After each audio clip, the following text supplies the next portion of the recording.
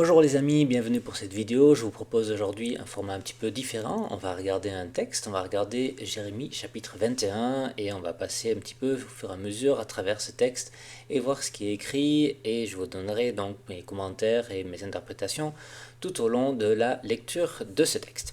Alors, on va commencer Jérémie 31 et je vais afficher ça. Voilà. Est-ce que je peux suivre mes notes à côté? Oui, on va se débrouiller.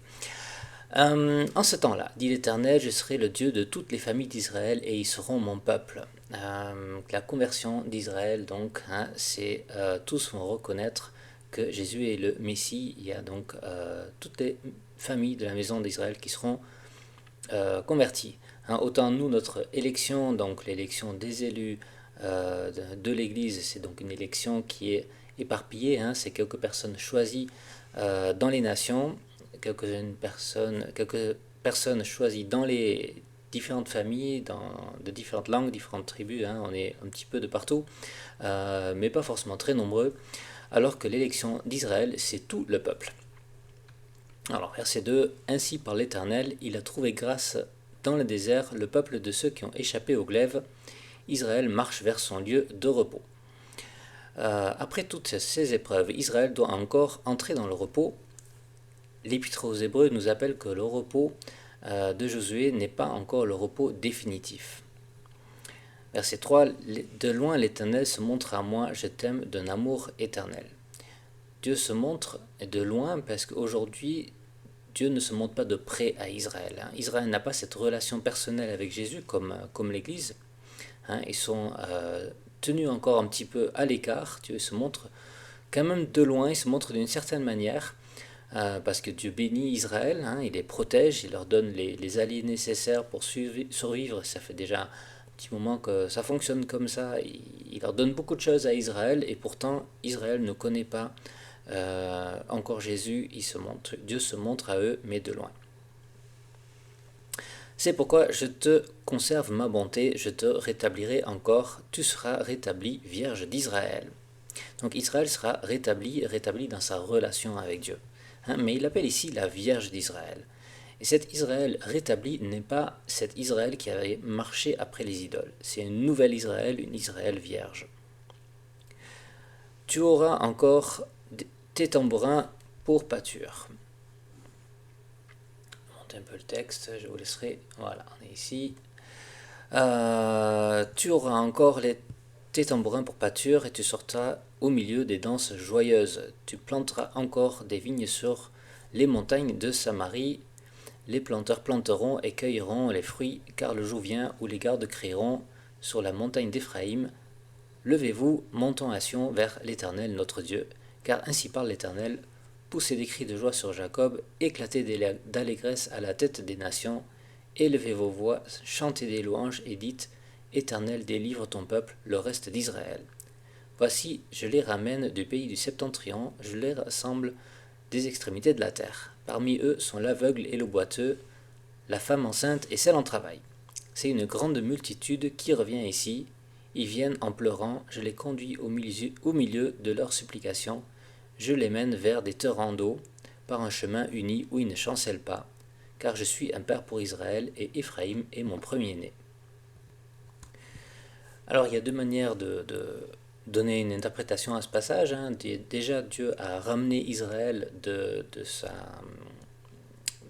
sa capture, de sa persécution des nazis en Europe dans le pays. Moi, je le vois aussi d'une autre manière, parce que c'est celle qui n'existe pas qui doit revenir. Et comment est-ce que celle qui était prostituée peut redevenir vierge? Moi, je lis ici, à travers ce passage, aussi une résurrection, la résurrection des morts. Et j'en parle de temps en temps dans mes vidéos, c'est la résurrection, le retour des morts sur la terre des vivants. J'en ai déjà parlé donc en détail ailleurs. Les morts vont sortir de l'enfer parce que Jésus a les clés de la mort, les clés du séjour des morts, et il va ouvrir les portes. Et ça va se passer avant le retour de Jésus, parce que quand il va revenir, il va juger les vivants et les morts. Donc la première mort, ce n'est pas une mort qui est définitive, car tous les hommes mauvais seront amenés après à plier le genou encore, et ils vont confesser que Jésus est Seigneur, et on va faire en sorte qu'ils vont parvenir à cette deuxième résurrection des morts qui va avoir lieu à la fin du millénium. Donc cette première mort, elle n'est pas définitive, et ils vont sortir de l'enfer, il va y avoir une libération de tous les morts qui sont emprisonnés dans les chaînes de l'enfer. Donc il y a ce chemin en verset 9, qu'on voit le chemin pour sortir de l'enfer. Alors on parle de l'aveugle et le boiteux, c'est ceux qui n'ont pas observé et qui n'ont pas marché selon les commandements de Dieu. L'aveugle, il ne voit pas, il n'a pas observé les lois, et le boiteux, il ne marche pas, il n'a pas marché selon les commandements de Dieu. Je vois un symbolisme là-dedans. Alors la femme enceinte et celle en travail aussi, c'est ceux qui ont cherché à trouver la vie mais qui l'ont pas trouvé. C'est la femme qui produit la vie, et ils n'ont pas trouvé cette vie, ils n'ont pas pu engendrer cette vie qu'ils auraient voulu engendrer. Alors pourquoi? Parce qu'il y a aussi Dieu qui a mis ce voile, Dieu les a empêchés de voir. Il y a un voile sur Israël, et il y a une culpabilité qui est de leur part, mais aussi maintenant Dieu qui empêche Israël de voir. Et il va y avoir une évolution justement pour cette sortie-là, où là du coup ils vont voir. Alors pourquoi il dit Éphraïm est mon premier-né? Parce qu'Éphraïm est le dernier des 12 tribus. Car je suis un père pour Israël, Éphraïm est mon premier-né. Est-ce qu'on le voit bien ça? Oui. Verset 9. Donc Éphraïm, c'est le dernier des 12, le dernier des 12 tribus, parce que c'est le plus jeune fils de Joseph, mais Jacob va l'adopter dans sa vieillesse, et il va le privilégier par-dessus ses frères, par-dessus son frère aîné Manassé. Il va le prendre en premier, il va croiser les bras à la bénédiction, et donc c'est le dernier qui devient le premier et le plus grand d'Israël. Il y a peut-être plus à dire là-dessus, mais voilà, quelques réflexion que j'ai là-dessus. Nation, verset 10. Écoutez la parole de Dieu publiée là dans les îles lointaines. Dites, celui qui a dispersé Israël le rassemblera, il le gardera comme le berger garde son troupeau. Car l'Éternel rachètera Jacob, il le délivre de la main d'un plus fort que lui. Ils viendront et pousseront des cris de joie sur les hauteurs de Sion, ils accourront vers les biens de l'Éternel, le blé, le mout, l'huile, les brebis et les bœufs. Leur âme sera comme un jardin arrosé. Je crois qu'il y a écrit Anne. Il y a une erreur dans le texte là. Je sais plus. Du coup, j'ai perdu le fil. Leur âme sera comme un jardin arrosé, et ils ne seront plus dans l'insouffrance. Alors les jeunes filles se réjouiront à la danse, et les jeunes hommes et les vieillards se réjouiront aussi. Je changerai leur deuil en allégresse, je les consolerai, je leur donnerai de la joie après leur chagrin. Ça, c'est les chagrins de l'enfer, c'est la libération, la joie de la libération de l'enfer, et c'est ce qu'on lit exactement dans le psaume 107. J'avais parlé déjà de ce psaume qui est très intéressant, et donc en particulier dans les versets 10 à 12, on voit donc comment ils sont enchaînés, comment ils sont dans les ténèbres, ils sont dans les chaînes, ils n'ont pas d'espoir à cause de leur transgression, à cause de leur péché, mais il y a Jésus qui arrive dans la suite, et il va briser les portes de l'enfer, il va briser les portes des reins, et là ils peuvent sortir, et le peuple peut se réjouir. C'est ce qu'on voit aussi dans ce texte ici. Donc c'est une seconde chance, oui, pour tous les hommes, ceux qui ne sont pas élus, qui n'ont pas été mis à part par cette élection pour connaître Jésus, et ils vont passer par cette phase donc d'humiliation pour arriver à la repentance, pour que leur cœur soit humilié. C'est ce qu'on voit dans le psaume 107. Et donc pour cette première mort, les hommes ils sont enfermés dans la désobéissance, on voit ça aussi dans Romains 11:32, mais la deuxième mort, avant d'arriver à cette deuxième mort, ils seront pleines de connaissances, parce que Dieu va se révéler au monde entier, et là ils auront toute la connaissance de Dieu et de sa justice. Verset 14. Je rassasierai de grâce l'âme des sacrificateurs. Ah, c'est celui-là. Non. L'âme des sacrificateurs, et mon peuple se rassasiera de mes biens, dit l'Éternel. Alors les sacrificateurs, quand ça en parle dans ces textes, c'est de nous que ça parle. C'est donc il y a une bénédiction rassasiée de biens pour le peuple, et là on est en train de parler d'Israël. Et il y a une autre bénédiction pour les sacrificateurs, et ils ont la graisse. Les sacrificateurs, ils sont bénis avec la graisse. C'est pas la même bénédiction. Israël, on voit que c'est béni avec la terre, avec les biens. C'est ce qui leur avait été promis, les produits de la terre. Mais nous, les sacrificateurs, c'est une autre bénédiction, c'est la graisse. Alors pourquoi la graisse? La graisse, c'est ce qu'on récupère sur les sacrifices pour brûler sur l'autel. Je pense qu'il y a un lien avec ça. Nous allons être rassasiés des offrandes que le monde va faire pour Dieu, pour se réconcilier avec Dieu, parce qu'on va retourner à un système de sacrifice, on va être les sacrificateurs, et on va brûler les graisses, et on va être rassasié de graisse, rassasié parce que on va avoir la satisfaction que le monde va venir à Dieu, et c'est la satisfaction qui nous est donnée par notre ministère de la réconciliation. Dieu nous a donné le ministère de la réconciliation, c'est dans 2 Corinthiens 5,18. Alors on continue, verset 15. Ainsi par l'Éternel, on entend des cris à Rama, des lamentations, des larmes amères. Rachel pleure ses enfants et refuse d'être consolée sur ses enfants car ils ne sont plus.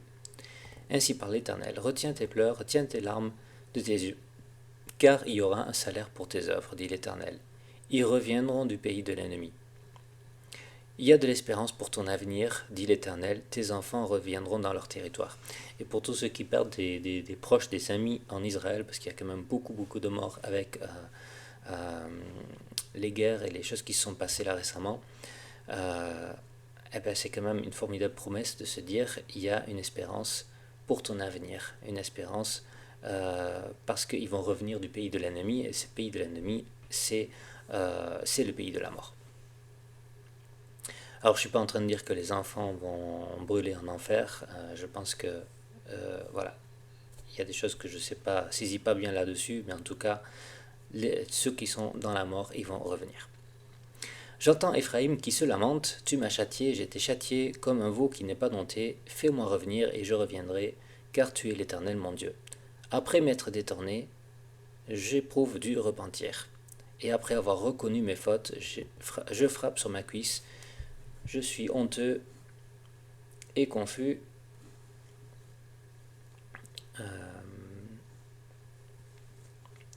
Car je porte l'opprobre de ma jeunesse. L'opprobre des péchés qui est sur nous. Il faut aller chercher le pardon pour obtenir. Il faut la repentance et il faut aussi le sacrifice, et ils vont obtenir le pardon pour leurs péchés. C'est comme aussi le fils prodigue qui revient vers la maison du Père. Éphraïm était donc pour moi un fils chéri, un enfant qui fait mes délices, car plus je parle de lui, plus encore son souvenir est en moi. Aussi mes entrailles sont émues en sa faveur, et j'aurai pitié de lui, dit l'Éternel. Dresse des signes, place des poteaux, prends garde à la route, au chemin que tu as suivi. Reviens, Vierge d'Israël, reviens dans ces villes qui sont à toi. Jusque quand seras-tu errante, fille égarée, car l'Éternel crée une chose nouvelle sur la terre, la femme recherchera l'homme. Alors, la prophétie de Rachel qui pleure ses enfants, on connaît ça du Nouveau Testament, parce que c'est mentionné, donc c'est quand Hérode fait tuer tous les bébés pour essayer d'éliminer Jésus. Mais cette prophétie, en fait, elle ne parle pas que de ça. Pour moi, il y a vraiment un double accomplissement là-dedans. C'est tout le peuple d'Israël qui est persécuté, qui est mis à mort, tous ceux qui meurent. À la fin, le diable semble avoir obtenu la victoire et la destruction finale d'Israël.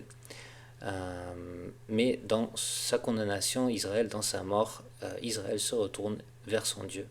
Et ils sont dans le pays de l'ennemi, le pays de la mort, et ils vont sortir de ce pays de l'ennemi, sortir de la mort, et par cette repentance, ils vont revenir et être rétablis dans leur pays, parce que Dieu a un très très grand amour pour eux.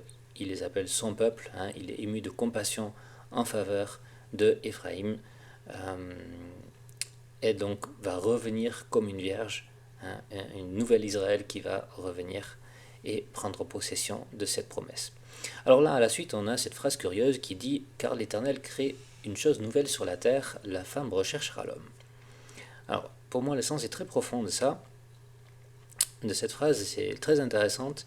J'ai demandé à Dieu pourquoi cette frustration de l'homme dans le couple alors qu'il est marié.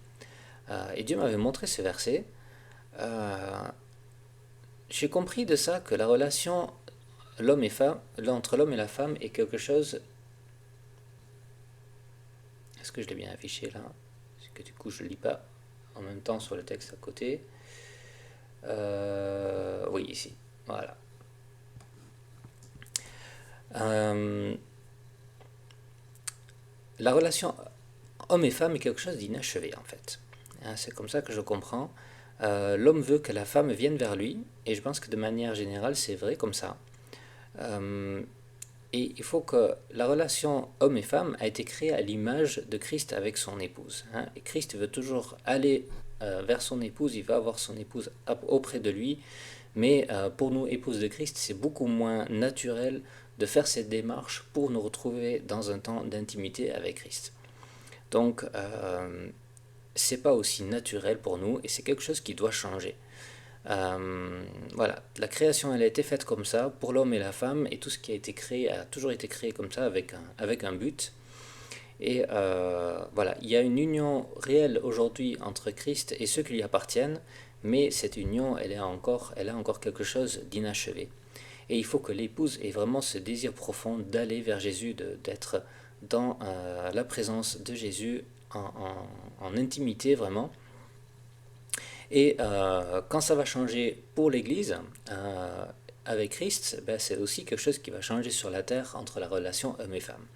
Et donc en fait, c'est étonnant quand on lit cette phrase dans ce contexte, mais c'est vraiment tout en rapport, parce que voilà, c'est quelque chose qui change où justement cette Vierge qui avait pas le désir avant d'aller vers Dieu, mais qui allait toujours vers des idoles, hein, Israël allait toujours vers les idoles, il faut qu'il y ait quelque chose, un changement profond qui s'opère, et c'est une nouvelle chose que Dieu crée sur la terre pour que justement il y ait ce désir d'union euh, entre Dieu et son peuple.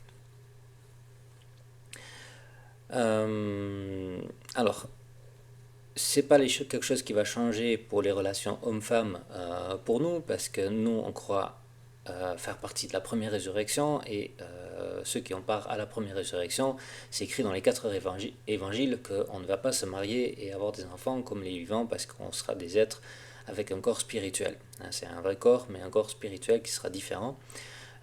Donc c'est quelque chose qui concerne non pas nous, mais ceux qui vont continuer à vivre sur la terre.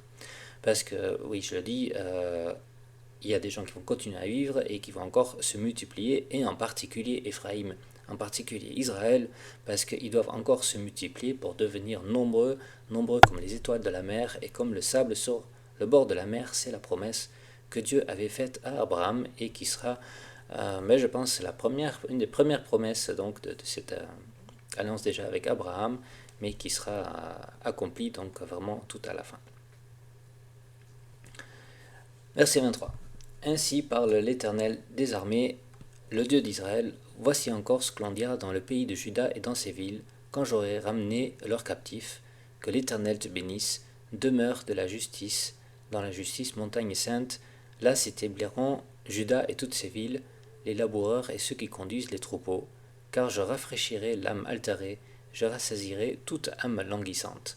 Toute âme languissante, hein, c'est l'âme languissante d'eau, de cette eau de bénédiction. On pense toujours à cette image de l'homme riche aussi qu'on voit dans les flammes en enfer, qui veut juste avoir une goutte d'eau.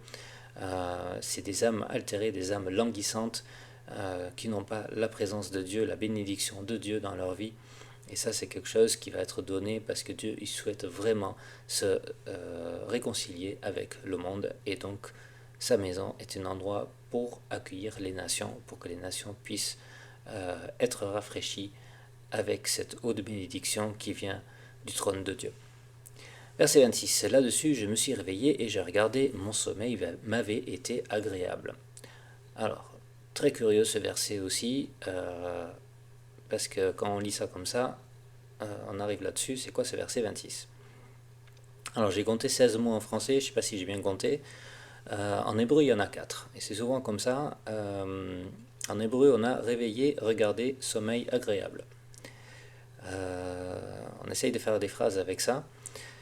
C'est pas toujours évident. Les traductions, je pense qu'ils sont assez complexes quand on fait de la traduction de l'hébreu. Moi, j'y connais pas grand-chose, mais voilà, j'essaie de regarder un petit peu ces mots. Alors, moi, comme je viens d'interpréter tout ça, c'est un réveil de la mort. Hein, un réveil, je me suis réveillé, c'est le réveil de la mort, un retour de la mort. Donc, sorti de l'enfer, ou en tout cas du séjour des morts. Et le constat, c'est que cette mort a été agréable. Alors, ça n'a pas trop de sens, on dirait, parce que si on est dans ces temps de souffrance, c'est pas un temps agréable du tout. Mais il y a quand même quelque chose de bon qu'on peut constater après, et je vais peut-être changer un petit peu le mot. Je pense qu'on devrait dire profitable. Hein, mon sommeil m'avait été profitable, parce qu'on a vu que c'est une humiliation de la mort, hein, une humiliation pour amener, une humiliation du cœur pour amener à la repentance. C'est ce qu'on voit aussi dans le psaume 107. Et finalement, ce temps est un temps qui a produit du fruit. Du fruit pour l'éternité qui va suivre derrière, quand les gens qui veulent vraiment se repentir, ils vont retourner à la maison du Père, hein, comme le fils prodigue qui revient, celui qui était mort, il est revenu à la vie, et on va célébrer le retour à la vie de celui qui était mort dans la parabole du fils prodigue. Ce ne sera pas le cas de tout le monde évidemment, parce qu'il y en a qui resteront rebelles, mais ceux qui veulent donc venir à cette source d'eau, ils seront bienvenus, et ils vont constater même que ce temps a été profitable. Alors, verset 27. Voici, les jours viennent, dit l'Éternel, où j'emmancerai la maison d'Israël et la maison de Juda, d'une semence d'homme et d'une semence de bête. Et comme j'ai veillé sur eux pour arracher, abattre, détruire, ruiner et faire du mal, ainsi je veillerai sur eux pour bâtir, pour planter, dit l'Éternel. Alors, ça c'est quelque chose de très très beau. Il faut que la graine meure pour renaître et pour porter du fruit. Et quand on lit ça, on voit que Dieu va faire beaucoup de mal, et il va y avoir beaucoup de mal qui va s'abattre sur cette terre. Et je pense que tout va être détruit. J'ai une vision quand même assez pessimiste du monde, parce que on sait que le monde est réservé pour le feu. Israël sera détruit, et l'Église sera détruite, et les nations seront détruites. Et c'est comme au temps de Noé finalement, où il faut passer par cette mort pour après arriver à la résurrection. Mais on peut passer à travers ce jugement parce qu'il y a une arche, et Jésus est la porte de l'arche, cette porte que Dieu maintient ouverte, que Dieu va fermer, cette porte que Dieu va fermer pendant le temps du jugement des rebelles. Mais c'est là, par cette porte-là, qu'on a accès au salut et à cette vie de l'éternité, avec une nouvelle terre qui va s'ouvrir devant nous, comme on a dans cette histoire de Noé, qui est évidemment aussi une parabole. C'est comme ça qu'il faut comprendre toutes ces histoires. Alors, il ne faut pas avoir peur, parce que oui, il y a cette destruction qui est devant nous, quelque chose de terrible qui attend ce monde, et même si je ne peux pas prédire tout ce qui va se passer là dans le futur, je pense qu'on va vers pas mal de cataclysmes encore. Mais si vous avez des yeux spirituels pour voir, il faut qu'on puisse voir derrière cette mort, derrière ces catastrophes qui sont devant nous, parce qu'il y a un renouveau qui a déjà été préparé et qui est annoncé dans ces passages. Voilà, je ne vais pas encore lire tout la fin du chapitre, je voulais partager juste ces quelques versets déjà avec vous. Il y a encore un passage que je ne comprends pas forcément trop, donc vous pouvez le lire si vous voulez.